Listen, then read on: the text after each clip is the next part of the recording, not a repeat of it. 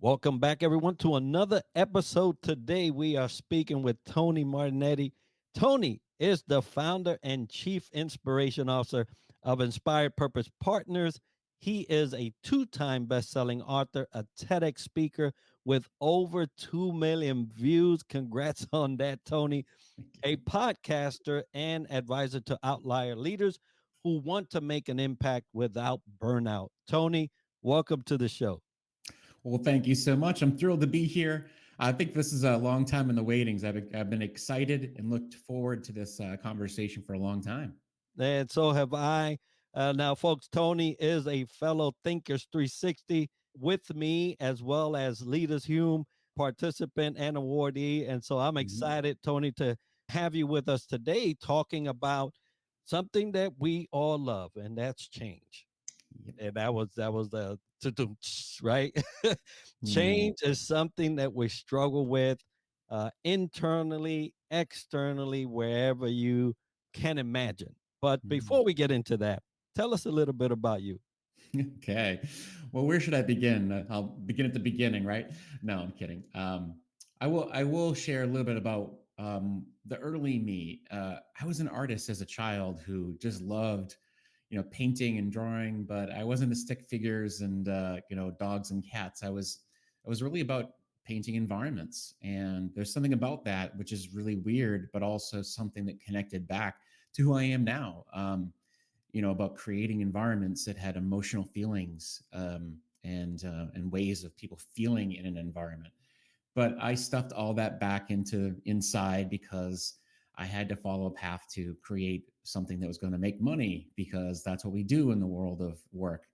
I went pre-med, then eventually switched into business and spent most of my career working in biotech, for working in finance and strategy roles within biotech. It was a great journey. Obviously, serving in the world of helping patients is amazing. But at the same time, I knew there was something missing. But I just kept on going on, climbing the mountain, as I say. And then I realized, as I was burning myself out, that I needed to start listening to the inner voice and say, okay, what do I really want? Who am I really? Those questions that we often don't ask ourselves, or we don't even bother to even recognize, is like, who am I really? What am I all about? And what's missing? And when I started answering those questions, I realized that there was more to me than I was letting myself experience. And that's what led me to take the leap out of the corporate office. And, I don't mean to make that sound so, tragic, but it was more of a taking the leap into the unknown and taking this journey into becoming a leadership coach and advisor, and writing books. I started Inspired Purpose Partners, which is a company that I run now, and really did a lot of mistakes along the way, did a lot of learnings, a lot of failures that have informed where I am today, and still evolving. I think that's really how I would describe it. Oh, and I love how you do that by showing us what change looks like, right? This is, you Yeah. started in one area, you moved to another, and this is something that is constant with us. It will always be in our lives. But I find it funny at times how we resist it so much, right? Knowing if we were to go back and detail our trajectory, it was those change moments that Yeah. actually propelled us to the actual right place that we needed to be. So, folks, we're going to be talking about transforming challenges or change into opportunities. Yeah. And the first thing I wanted to address is that resistance, Tony. Resistance to change. How can leaders effectively address and overcome resistance to change within their teams and organizations? I mean, the first thing is to understand it. I mean, why do people resist change? It's comfortable where they are. Knowing what you're doing and how you're doing it feels very comfortable and relaxing in a sense. You get stuck in a pattern, and patterns feel like, the comfortable grooves in a couch. You sit down on the couch and like, yeah, this feels good. But we know that if we really want to grow, if we really want to move the needle in our lives and in our work, we ultimately have to embrace the unknown or embrace something new. And ultimately, that's what we're always doing in businesses. We have to evolve to outside forces, to new ways of thinking, and that involves a lot of change. And so, as a leader, you have to make sure that people understand the why behind the change. And so, the first thing you can do is really, tell them the story, not just impose change, but give them a reason for why we're making a leap into a new unknown. And that starts with, really engaging them in that. Why are we making a particular shift? Or, if we're in the middle of a layoff, let's call it that. Is there a reason that you can describe, this is going to make us healthier in the long run? And why, how are we honoring the people who are not going to be with us going forward, so that the people who are going to stick around are able to understand, yeah, I'm going to miss my colleagues, but I also know that this is in the best interest as for the company overall. Very great points there. And I tell you that when change happens, one of the few things leaders gravitate to is transparency. And I'm Yes. telling you, folks, if you're a leader and you're in the middle of change, transparency and, like Tony just said, the Yeah. story behind the why is so powerful. And so do not negate those two things when you're looking at change, because what happens is, Tony, that I've seen is that it has a detrimental impact on morale and engagement. So let's talk a Yeah. little bit about that. What strategies can leaders employ to maintain high levels of morale and engagement among employees during these times of change? Yeah, I'll start with, the story part, which is, as you're telling the story of the change, make sure you're connecting with what are we keeping? What are the things that we're maintaining? Because if you're saying we're throwing the whole thing out and we're starting from a new place, then people feel completely detached, almost feeling like you just took away their entire identity. So make sure you understand, what are we keeping that is the same? What is the foundational pieces of the company, the values, or the reasons why we are moving in a new direction, but also keeping the fabric of the company the same, because that will keep people motivated along this path of saying, yeah, I still attach myself to this organization and understand where we're going, and I understand the reason for the change. So storytelling is still part of that motivation. And you have to also make sure that they see themselves in that picture, that the motivation is more about what is my part that I play in this change, that it's not just like I'm showing up and just a cog in the wheel, that they see themselves as an agent of the change. Leaders are leaders, but sometimes they have to manage some things. Expectations are one of those things, 100%. especially during change. So there's a lot of uncertainty during these times. So how can, or how do successful leaders navigate and manage uncertainty amidst change and making informed decisions while providing clarity and directions to their teams? It's probably the most easiest thing that you can do, but we often overlook it. And that is to check in with people, ask people questions. What are some things that you're experiencing along the way? Talking to your employees that you need clarity or that you need support on. What is your experience as we're going through this change? If you're not talking, creating a two-way dialogue with the people around you, it's really hard for you to just continue to move forward with the original plan, because planning is everything, as I say. But ultimately, it's the plan itself is going to change along the way, and so we have to make sure that we're adaptable along, as we're moving through some change agenda, that we're able to say, okay, things, this isn't working, people aren't quite on board with what we're doing, we have to make a shift in our strategy. So it's about listening along the way. So asking people questions, listening to them, and being able to adapt plans to, basically take into account all the things that are happening along the path. of making a change.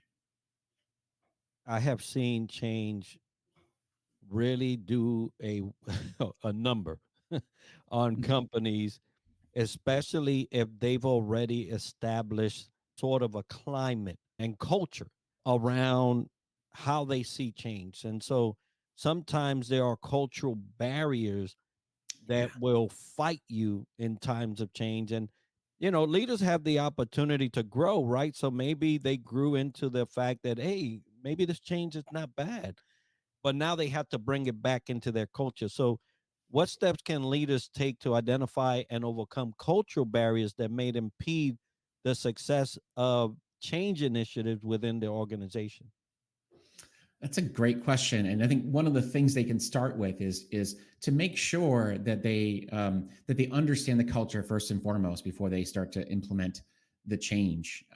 If you have a culture that's historically been known for, you know, being very conservative or being very much needing to know all the facts before getting into a new initiative, then what the key thing you need to do is make sure that you have a fact oriented plan, that you've kind of thought through all the steps and you're getting people engaged in that way. So I think the approach you take is really grounded in who you are already, who you are as an organization. Whereas an organization that is known for, more of a feeling orientation, or an orientation towards like people are emotionally driven, and they just want to know like who's the person that's behind all of what we do.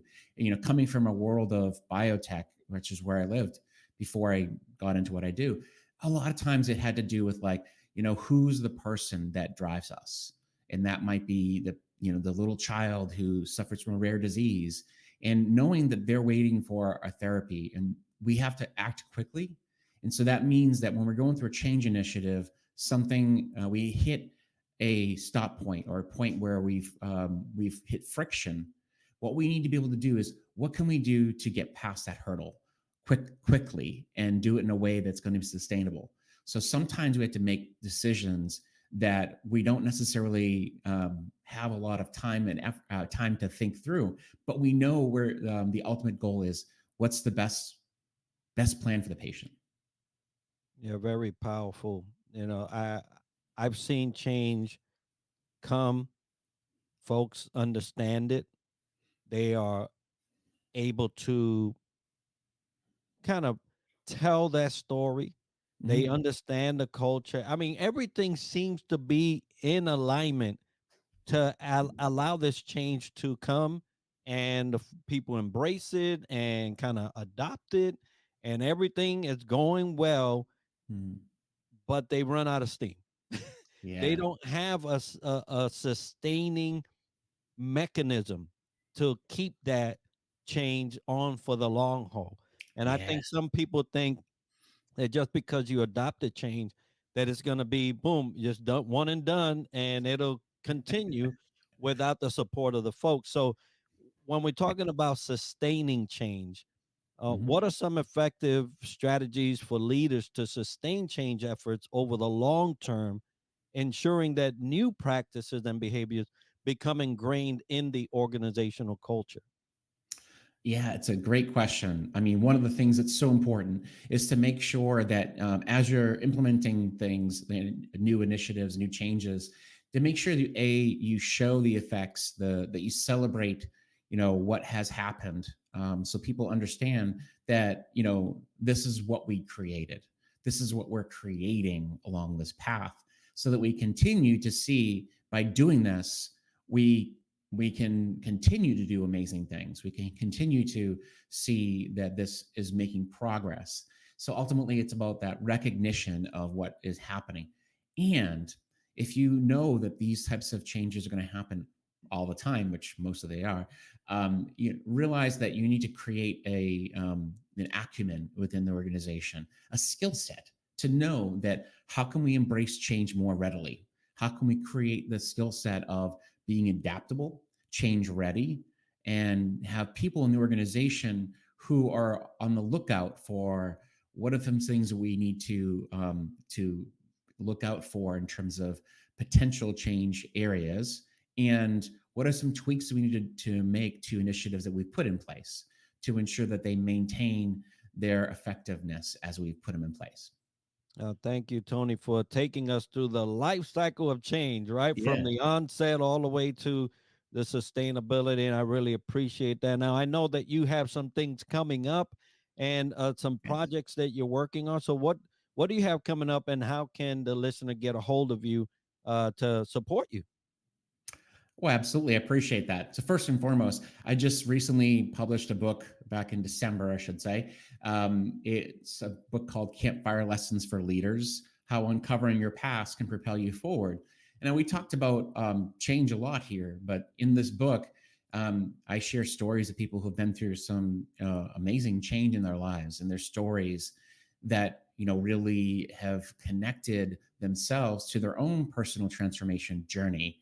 And for the reader, it's a chance to understand, what is my story of transformation, my opportunity to understand how my changes through life, as I call them flashpoints, have made me who I am today. And at the center of all that, the underlying theme is connecting with yourself so you can connect better with others. What I've done, as I came from that, publishing that book, is I created a program called Campfires of Connection, which is all about really helping companies come together, teams to come together and find ways to use the tools from the book, and share stories and ways to connect with each other to build better foundations for innovation. All right. Well, folks, we're going to have links to the books and the programs that Tony has as part of the video and show notes so that you can get a hold of them and partake in that learning. Change is hard, folks. Sometimes it's just not the easiest thing to do, but we know through life that change has actually been one of those things to put us in the direction of our destiny. So, question the change, right? By all means, question it, get the Yeah. why. But once you get the why, then have a mechanism to sustain it. Because if you don't, what happens is that you become abrasive to change, and then not many people win in that stage of life. So embrace change, folks. This is coming, and you just have to deal with how you're going to approach it, right? And be successful at it. Tony, thank you so much for sharing your wisdom around change, and I encourage the listener to look up Tony on LinkedIn and everywhere that he resides. And I want to remind everybody that today's episode is sponsored by Fantail Services and Superpass, which are powering our website and app, Southern Sweet and Sassy Coffee, the Outlier Project, and Duco. And if you enjoyed this episode and learned something interesting about the topic covered today, make sure to subscribe and let us know by leaving a comment. And we're always looking for new ideas and guests that we can add to our show. So if you know someone or you have a topic that you would like featured on the podcast or want to sponsor our show, we love to hear about it by emailing us at triadleadershipsolutions@gmail.com. And this podcast is brought to you by StreamYard, a browser based tool that lets you live stream to any platform and record podcasts in studio quality, and we're using it to record this podcast. Be sure to tune in next week for another episode where we dissect leadership from another angle. And as we like to end the show, success to you.